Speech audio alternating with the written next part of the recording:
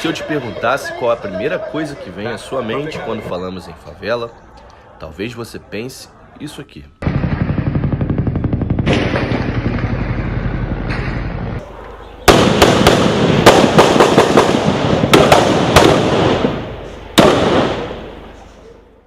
E se eu te pedir para pensar sobre o favelado, talvez sejam essas imagens que venham à sua mente.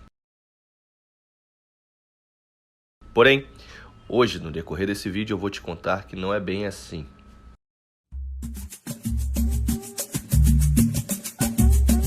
As favelas existem na cidade do Rio de Janeiro há mais de 120 anos. E de acordo com o censo do IBGE de 2010, existiam 763 favelas já no ano de 2010. E juntas, elas abrigavam aproximadamente 22% da população carioca. O local onde tudo se iniciou, hoje é conhecido como Morro da Providência e foi formado inicialmente por ex-moradores, em grande parte ex-escravos, do antigo cortiço Cabeça de Porco. Foi o maior cortiço da cidade do Rio de Janeiro. Ele se localizava na região portuária e se caracterizava pela moradia de pessoas que precisavam viver nos grandes centros urbanos com moradia barata, porém com alta insalubridade. A gente vive num país que tem uma tradição escravocrata na sua raiz, formação. Um dos últimos países, acho que na América Latina, o último país a abolir a escravidão, abole a escravidão, por outro lado, não promove um processo de inserção de cidadania da população negra, uma população que fica à revelia, abandonada, colocada na periferia dos espaços que se urbanizavam,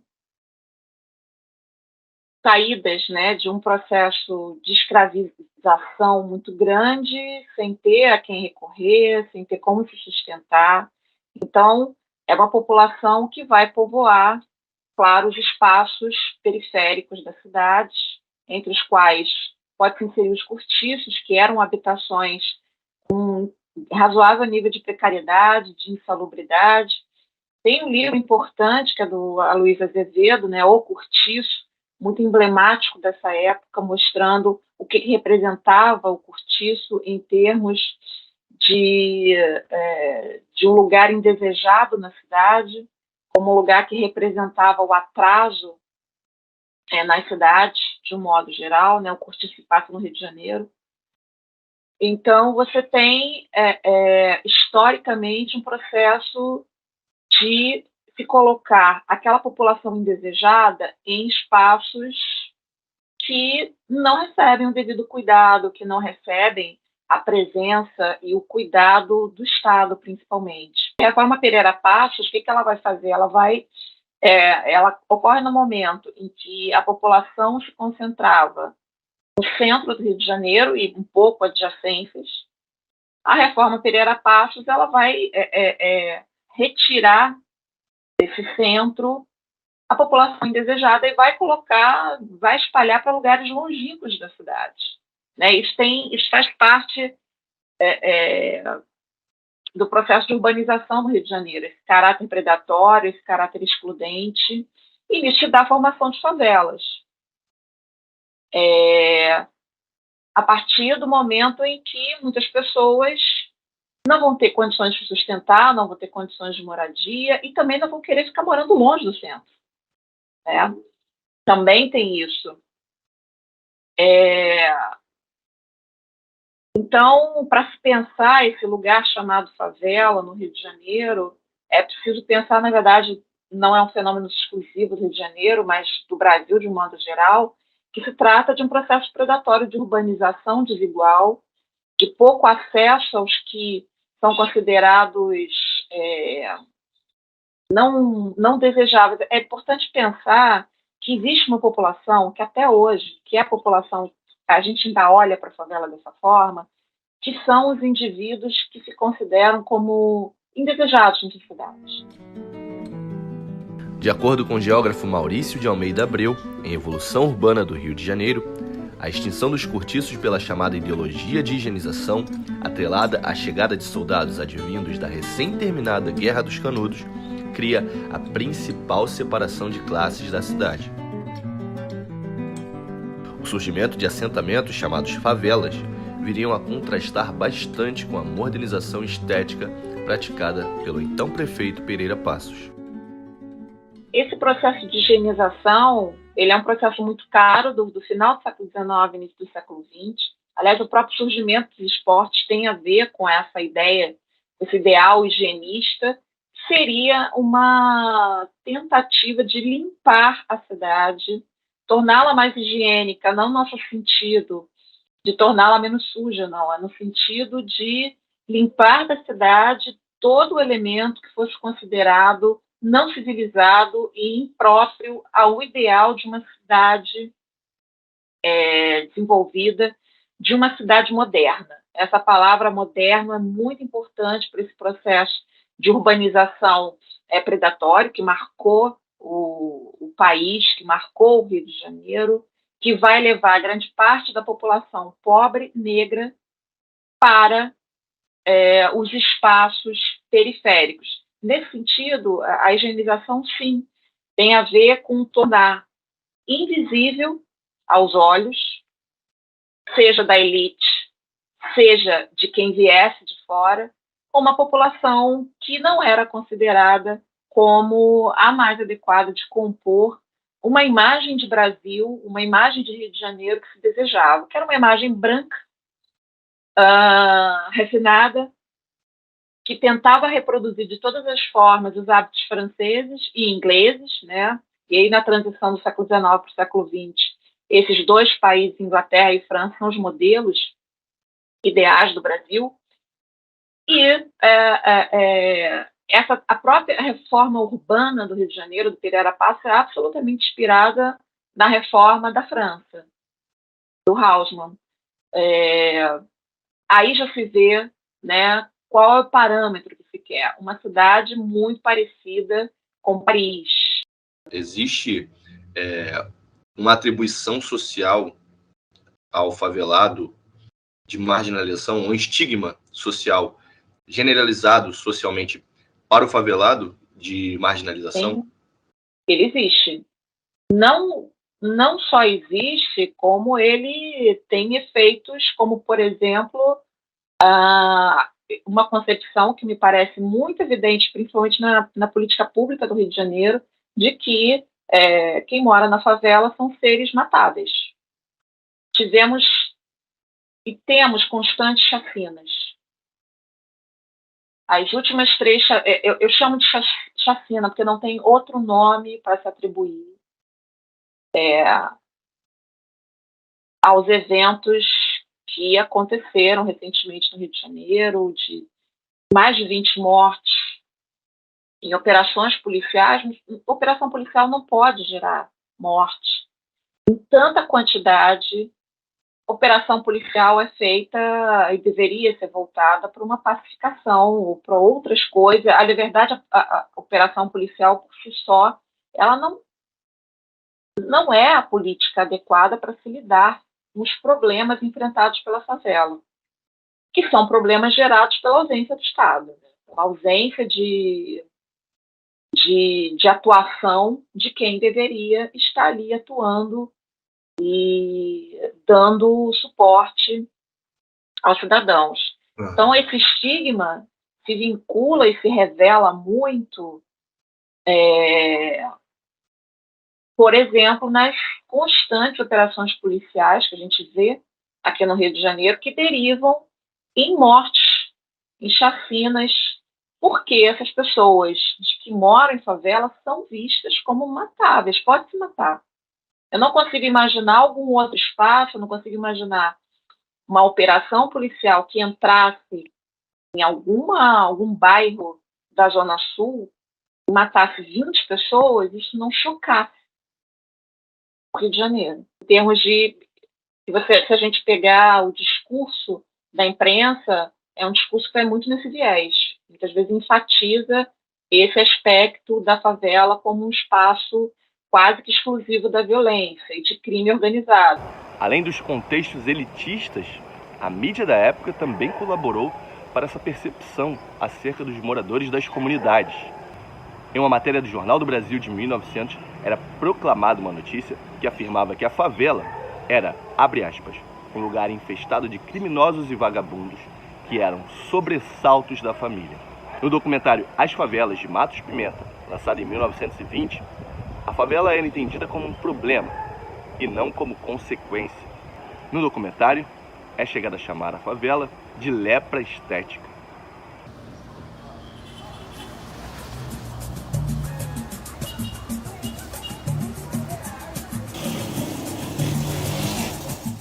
O Comando Vermelho foi a primeira facção criminosa a despontar na cidade do Rio de Janeiro, durante o regime militar no Brasil. A facção absorveu muito dos ideais da Revolução Armada, advinda de prisioneiros políticos, que ficaram encarcerados junto com prisioneiros comuns. O Comando Vermelho começou a rapidamente dominar territórios de comunidades cariocas. O crime organizado atualmente comanda grande parte da capital carioca. De acordo com Michel Miss, em seu artigo Crime Organizado e Crime Comum, Diferenças e Afinidades, ele diz que as áreas estão divididas em 3 facções e as milícias. São elas o Comando Vermelho, o ADA e o Terceiro Comando. O que nos faz questionar: será que a visão social sobre os moradores das favelas se justifica por isso? A favela, o crime organizado também é consequência de uma sociedade que precisa se reformular. Uma sociedade que estigmatiza a favela a partir, que muitas vezes usa isso como todo estigma, né? Ele é superficial. Ele não consegue dar conta do problema em profundidade. A favela só tem criminoso, favela...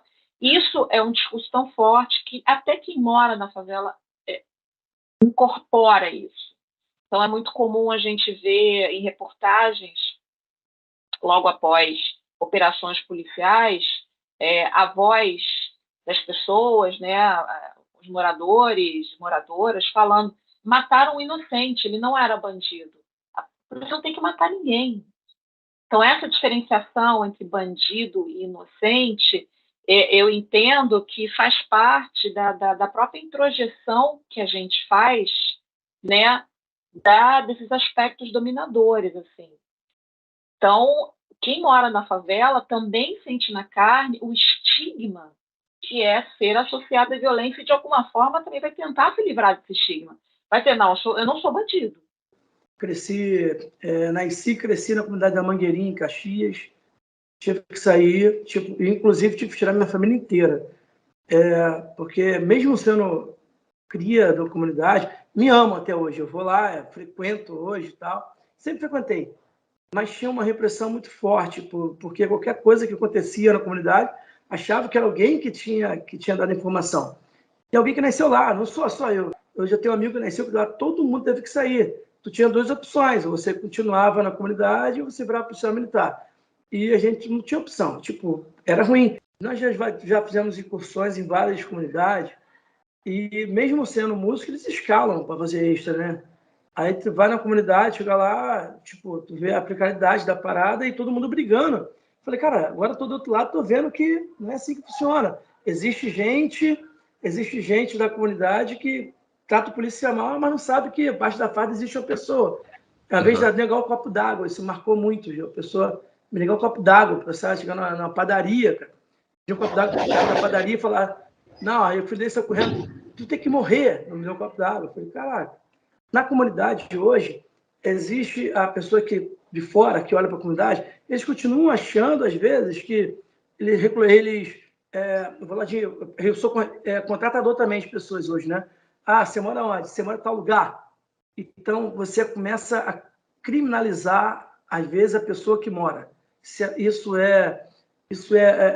não é normal, mas isso é comum. Tem como, já olha assim, ó, ele nem olha a experiência profissional, ele olha primeiro o cabeçalho, onde mora.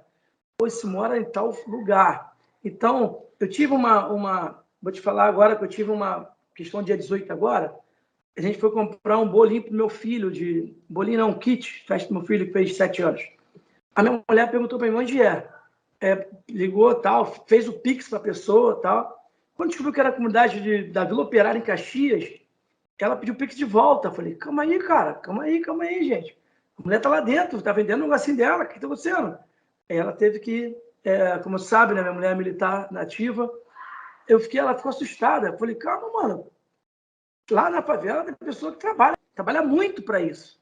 Então ela teve que devolve dinheiro para a mulher, vamos fechar com a mulher e vai trazer aqui em casa. Então, naturalmente, de quem não morou na comunidade, quem não viveu a realidade lá dentro, ele entende que quem está lá dentro, 90% é problemático.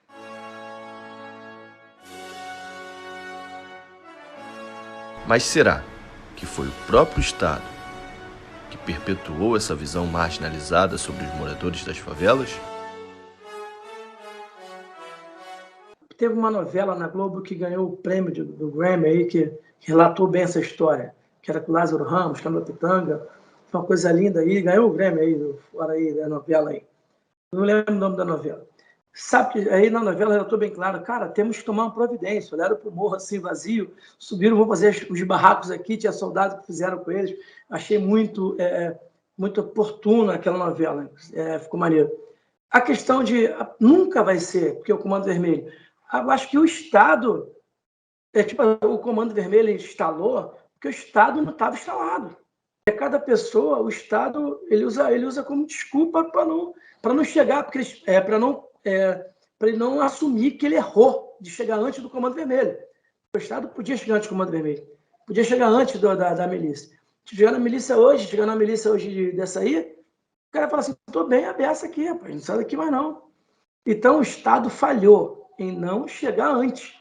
O poder paralelo chegou primeiro, não tem como, porque então tem que reconhecer, erramos de chegar primeiro. Como é que eu vou chegar? Então acho que é uma desculpa do Estado, porque lá tem o Comando Vermelho. Não, o Comando Vermelho é porque você foi inoperante e não chegou primeiro. Não montou escola, não montou um posto de saúde, não montou uma oficina de profissionalização, não botou um polícia para que a pessoa não tenha medo da polícia, mas que tenha respeito, que ajude, que colabore, que fique na lei. Ele está mais da lei porque o Estado falhou, não chegou antes. É o que eu penso. Então, tem que dividir o Estado, não achar que a polícia é um braço do Estado. Ela não é o Estado. Então, por isso a gente precisa dividir a questão. É normal a gente ter o relato de 300 pessoas mortas por dia no hospital de Getúlio Vargas, dividindo os hospitais do Estado. Se somar por dia, tem mais de 300 mortos. E ninguém relata. No Jacarezinho, matou 26 no dia. Foi o caos. Não que está certo, não. Estou dizendo que a gente precisa primeiro dividir as opiniões. O Estado, na comunidade, aí eu acho que o Estado está errado por um motivo. Na comunidade só entra com repreensão. Ele não entra com educação, com prevenção. O braço que entra no Estado é a Polícia Militar, que vem repreender. Então, o cara que chegou, contra mim, não é contra mim, não. Ele é contra o crime. Mas matou um inocente. Cara, mas matou um inocente, mas tu não sabe o que tá. O cara que morreu, até o bandido que morreu, poderia não ser bandido. Ele poderia ser um funcionário público, poderia ser um professor de história, mas o Estado não entrou antes. Aí depois o Estado entra para repreender. Detalhe, ele cobra o que ele não ensinou. Isso aí eu concordo com o Estado, concordo com você. O Estado ele dá uma prova de algo que ele não aplicou na aula. Você pode cobrar na aula aquilo que eu te ensinei. Não tem como. O Estado não entrou com educação, não entrou com cidadania. Aí entra com repreensão, aí eu concordo. A exploração midiática da vida nas comunidades é um fator que também contribui para tal percepção da sociedade. A mídia é a ferramenta incumbida de transportar a mensagem até as massas. Com isso, direta ou indiretamente, ela tem o poder de moldar a percepção da sociedade. De fato, o espectador deverá enxergar o mundo à sua volta de acordo com aquilo que vê, lê ou escuta. Você, como profissional de mídia que trabalhou nas comunidades cariocas, você considera que os moradores das favelas têm sobre si, né, a sociedade coloca nesses moradores uma percepção marginalizada? Infelizmente, ser morador hoje eu não lembro agora de quem é essa frase que eu vou falar, mas, assim, o cara falou, estava lendo uma matéria, estava vendo uma entrevista, e ele falou assim, ser preto e favelado não é para qualquer um, não. Realmente é complicado, sabe? Eu não queria ter falando para você outra coisa, mas infelizmente existe ainda um preconceito muito grande em relação a quem mora na comunidade, sabe? Na comunidade você tem as pessoas que infelizmente vão para o caminho errado, mas a maioria são trabalhadores, são pessoas que buscam ser honesto, buscam trabalho, emprego, são pessoas dignas, que estão ali porque não tem um outro local para ficar, sabe? Mas infelizmente a sociedade ainda vê o favelado, vê as pessoas que moram na comunidade com certo preconceito. E se você for negro, é pior ainda. Isso é muito triste, né? Mas acontece. A mídia informa, a mídia fala que existe preconceito. Entendeu? Ela fala porque existe, mostra. E aí as pessoas tiram suas conclusões. Mas a mídia não é culpada disso. A gente é um país preconceituoso já há muito tempo. Isso vem desde a escravidão. Então não é de agora, sabe? Agora que começou o preconceito. Não, isso já vem desde antes. Então você ser pobre, você ser negro, você morar em comunidade, sabe? Isso tem um estigma de preconceito naturalmente. O que a gente precisa fazer? Falar sobre isso. Fazer o que eu estou falando agora para você, sabe? Fazer o seu trabalho, por exemplo. O seu trabalho ele é bacana, porque ele vai ajudar a entender isso. E por que eu tenho preconceito com quem mora na favela? O que me leva a ter esse preconceito? Isso está enraizado. De uma certa forma, as pessoas acabam agindo, né? Quando a mídia não faz o papel dela de maneira correta, faz o papel dela para poder vender, como você acabou de falar, faz o papel para poder ter notícia, aí as pessoas acabam rotulando, né? Tá vendo? Ah lá, podia estar trabalhando, podia estar isso, podia estar aquilo, o que está fazendo na rua? Nesse sentido, a mídia acaba contribuindo, lógico, né? É por isso que existe os chamados jornalismo comunitário. Por que existe jornalismo comunitário? Para ter um olhar de dentro para fora, não um olhar de fora para dentro. Porque só quem está lá dentro sabe do que acontece. Então, muitas das vezes, é preciso que a mídia comunitária informe para a grande mídia o que está acontecendo, para que tenha um olhar diferente. O que a grande mídia faz dentro das comunidades? Só vai em busca de tragédia, de violência, de algo que vai vender. O garoto jogando taco, o garoto jogando bola, uma festa que o Betinho Casanova e Bruno Itan, que são dois grandes fotógrafos comunitários, promovem, isso não vende. Então não tem esse interesse. Então, assim, por isso que existe o jornalismo alternativo, que são os jornalistas comunitários, exatamente para poder mostrar o outro lado e fazer o contraponto, né? Senão a gente não vai conseguir sair disso que nós estamos vivendo. Dessa bolha, né? Essa bolha não vai nunca ser estourada. A Márcia Folleto, uma grande fotógrafa, ela falou isso, né? Assim, eu entendo por que o pessoal da comunidade não gosta da gente. Porque a gente só vai lá quando há interesse de uma matéria que normalmente não é uma matéria que vai trazer benefício para a comunidade. Vai mostrar as tragédias. Aí é muito difícil mesmo que tenha um amor, digamos assim, da comunidade pela grande mídia, né? Quando você espetaculariza a realidade, no caso, quando você espetaculariza a violência é um conteúdo que interessa muito, eu não diria só a mídia, mas eu diria que interessa a diversas formas de produção cultural já há algum tempo. É uma forma de entretenimento violento. Diversos os games são quase todos de violência, para matar alguém. Então é um conteúdo assim que ele tem uma atração, e a gente não sabe explicar por quê. As pessoas gostam muito de violência, gostam de assistir violência. E a favela acaba oferecendo essa possibilidade de se fazer filmes, né? E aí há de se mencionar que o Tropa de Elite é um filme que se insere na espetacularização da violência. Eu acho que é um filme que foi absolutamente nocivo. Talvez hoje o seu próprio diretor tenha consciência disso, de como há uma encenação ali da favela, do favelado, como nicho por excelência da bandidagem, uma bandidagem que precisa ser punida e às vezes de maneira bastante complicada, com tortura, enfim. Tem ali toda uma encenação muito, muito, muito ruim.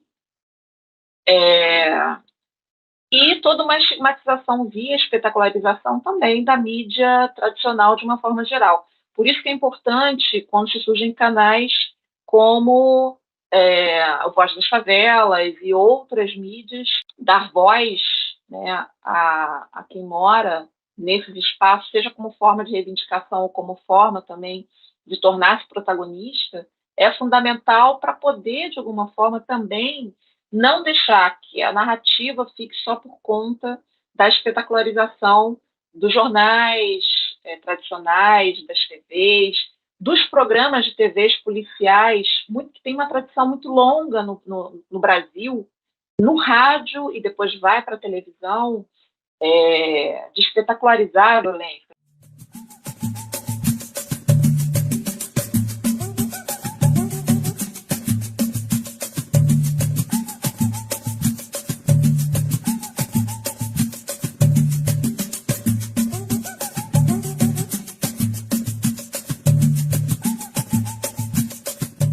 Janice Spearman, em seus livros O Mito da Marginalidade e Favelas Ontem e Hoje, argumenta que os favelados não são politicamente e socialmente marginais, mas sim explorados culturalmente e socialmente, estigmatizados e excluídos de um sistema social que não os inclui. Os conceitos de marginalidade impostos aos moradores das favelas teriam o intuito de culpabilizar o favelado por alguns anos de exploração e deficiência no planejamento do poder público. Acho que é interessante também pensar a categoria do Silvio de Almeida, de racismo estrutural. Aqui no Brasil a gente tem um racismo estrutural. A nossa sociedade ela é formada, forjada a partir de bases racistas, que vai se fazer presente na ausência de políticas públicas, que vai se fazer presente na formação das favelas, na falta de acesso à educação da população negra, na falta de acesso ao emprego da população negra. Então não é um racismo porque não vou dar emprego porque não gosto de negro. Não, estruturalmente, a sociedade não vai permitir sequer que a população negra tenha acesso, já em termos de educação, de formação básica, de moradia, a chegar à possibilidade de postular um emprego bom. Então, esse que é o problema que eu acho que o Silvio Almeida é muito interessante para pensar, que é a estrutura da sociedade, ela tem a base dela racista. Todas as instâncias convergem e funcionam a partir da lógica racista.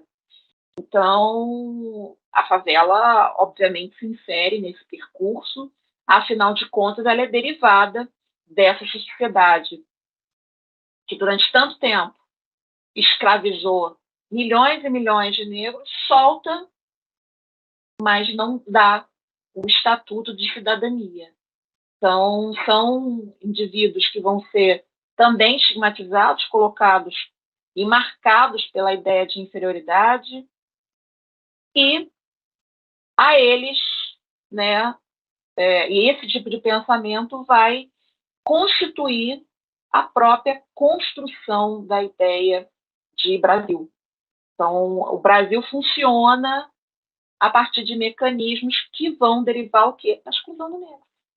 Na exclusão das negras, na exclusão dos pobres, mas aí, falando de racismo, a questão racial fundamental para se pensar, porque, afinal de contas, o Brasil é um país cuja formação se dá a partir da escravização e constante estigmatização. Mas do que adiantaria falar sobre o assunto sem escutar a principal voz do tema abordado? Como será a perspectiva de quem está inserido nessa questão social, cultural e midiática? Bom, meu nome é Ana Carolina, eu tenho 27 anos, eu trabalho na área de marketing e sou moradora de Manguinhos. Eu sou nascida e criada na comunidade de Manguinhos, literalmente nascida. Meu avô fez o meu parto em casa, então eu sou cria de Manguinhos. Então, eu considero uma vida tranquila, razoavelmente. O bom da comunidade é que a gente se sente abraçado, a gente se sente acolhido por todos os moradores. Eu cresci dessa forma, sabe? Tipo, qualquer problema que tivesse comigo, com a minha família, sempre tinha um vizinho, algum amigo ali do lado pra estar ajudando. Logicamente, com todos os conflitos, gerava aquela insegurança, né? Aquele terror de você não saber se você vai conseguir chegar em casa. Às vezes eu tô no trabalho, quando recebo a informação de que tá tendo uma operação, por exemplo, eu fico passando mal, pensando, já calculando a rota de como eu vou fazer pra entrar na minha casa, torcendo pra quando eu chegar não ter minha casa invadida. Você acha que se você talvez tivesse nascido fora da favela, sua vida seria melhor, pior, a mesma coisa, para um lado bom, para um lado não? Então, essa é a parte delicada. Ela teria sido muito mais tranquila, com certeza, porque a gente que nasce em comunidade, a gente já nasce com uma certa barreira. A minha avó ela teve muito mais cuidado comigo, ela me criou de forma muito mais clara, muito mais dura, falando sobre as realidades da vida, me mostrando toda a realidade da comunidade, para poder tentar não me deixar cair, sabe? Porque, principalmente uma menina, quando eu nasci na comunidade, o que eu mais ouvia é que eu ia ter filho jovem, que eu iria me envolver com um bandido, enfim. A minha avó ela não me deixou sonhar muito, por exemplo. Eu não podia sonhar em ser médica, podia sonhar em talvez ser uma vendedora, uma gerente. Eu cresci com bastante limitações, com muito medo da vida, muito medo de sair dali. E quando eu contava para as pessoas que eu morava na comunidade, todo mundo já ficava, eita, já tinha aquele olhar de pena, aquela preocupação, por exemplo, nas entrevistas. Mas você consegue chegar no trabalho direitinho, e se estiver tendo uma operação. Por morar na comunidade tinha todo esse questionamento, que com certeza não teria se eu morasse fora. Sua experiência vivida até hoje, você considera que a sociedade, no geral, ela tende a atribuir a todo favelado uma percepção, um estigma marginalizado, como se você fosse, toda pessoa que mora na favela fosse um potencial bandido ou até mesmo à margem da lei, entendeu? Sim, com certeza. No meu caso, algumas pessoas até se chocam e falam, você mora em comunidade? Tipo, você, não parece. E aí eu não sei até que ponto isso é bom, sabe? Mas também ao mesmo tempo me olhavam e falavam assim, mas se você mora na comunidade, então você tem acesso a drogas, você já usou drogas, tem algum parente bandido, enfim. As pessoas realmente esperam que uma pessoa que mora na comunidade, ela vai ser envolvida com alguma coisa que fora da lei, alguma coisa que não deve. E, por exemplo, no meu caso, as pessoas olham e não acreditam que eu moro, porque eu sou uma menina trabalhadora, eu faço faculdade, enfim, eu não fico em bailes. Então as pessoas ficam um pouco chocadas com isso, porque se eu moro em favela, eu tenho que ser envolvida com alguma coisa, eu tenho que frequentar baile, eu tenho que usar drogas. Então elas já imaginam realmente que eu vá, enfim, ser fora da lei de alguma forma, que eu vá ter me envolvido com alguma coisa. O Estado, os próprios líderes do Estado também veem a gente, os moradores das favelas, como marginalizados. Eles veem sim, totalmente. Assim como a gente, por conta dessa visão deles, a gente que mora em comunidade tem uma certa visão de que a polícia é o inimigo. Quando a polícia chega, a gente nunca pensa que, meu Deus, vai salvar a gente. Não, a gente pensa pelo menos ao contrário. A gente pensa que veio pra exterminar, a gente pensa que vai fazer logo alguma coisa ruim. Eu não consigo olhar para um carro de polícia, por exemplo, e me sentir tranquila. Eu não consigo ver o caveirão e ficar bem. Eu posso estar em qualquer lugar. Se eu ver o caveirão, eu automaticamente travo. Eu já fico achando que alguma coisa ruim vai acontecer. Devido a todas as vivências que eu tenho de vizinhos que tiveram a casa invadida, por exemplo, a minha irmã já passou por diversas abordagens e com ela foi bem diferente do que comigo, porque ela é negra. Então ela já sofreu muito mais na pele dela, de ser abordada mesmo e ter a mochila revirada, enfim. A gente não é estimulado realmente a crescer socialmente. A gente vai ser no máximo um vendedor, a gente vai arrumar um emprego ali. A minha irmã, por exemplo, ela vende doce na rua, sabe? Ela faz a vida dela porque o salário mínimo não dá dinheiro e ela foi procurar outras formas de conseguir ganhar mais dinheiro e na rua ela consegue mais. O fato da gente conviver com as facções faz com que as pessoas pensem que a gente vai ser igualzinho, que vai ter o mesmo comportamento. As pessoas acham que porque a gente convive no lugar onde tem bandido, a gente também é bandido. É primo de bandido, então também é bandido. Põe todo mundo, tudo farinha do mesmo saco, como costumam dizer. E não é. E realmente não é. Como é que é viver nessa condição? Qual o sentimento que você tem? É medo, raiva, é descrença, é falta de esperança? O que você tem? Medo. A gente é discriminado simplesmente por morar na comunidade. A gente não mora na comunidade por uma escolha. É uma condição de vida. Eu não tenho condições hoje de morar na pista, no asfalto, como a gente fala, de pagar água, luz e a faculdade e tudo. Eu moro lá por necessidade. Se não fossem esses confrontos, a gente viveria muito bem. Somos pessoas de bem, que a gente só quer ter o nosso direito de ir e vir, trabalhar, construir a nossa casinha lá, assim como minha avó construiu a dela muitos anos atrás. E dá uma tristeza muito grande, porque tanta gente morre assim a troco de nada. E na maioria das vezes pessoas que não têm nem culpa, a gente não tem participação na história. Quantas e quantas vezes eu precisei me jogar no chão, me esconder, com medo de uma bala perdida me atingir e eu ser só mais uma. Inclusive, recentemente eu moro perto, de uma boca. E quando o tiroteio começa, ele começa bem próximo dali, então assim, é constante eu precisar me jogar no chão. Eu vejo quando o caveirão passa, o caveirão aéreo passa, eu consigo ver nitidamente lá dentro. Quando criança já teve uma situação de a gente estar passando um Natal em casa e o som tava alto, a gente não percebeu, tava chovendo. E de repente os bandidos entraram lá em casa com o cara baleado. Tia, pelo amor de Deus, me ajuda, me ajuda, me ajuda. Eu lembro que eu era criança, minha avó correu, colocou a gente pro quarto. E minha avó precisou ajudar a fazer uma cirurgia para tentar retirar a bala do cara. E depois eu lembro nitidamente de ver minha casa respingada de sangue. E ficou assim por muito tempo, porque a gente não tinha condição de pintar. Ao responderem à questão sobre qual, atualmente em nossa sociedade, poderia ser a solução para modificar essa visão sobre o morador da favela, as respostas foram essas. Políticas públicas. Educação.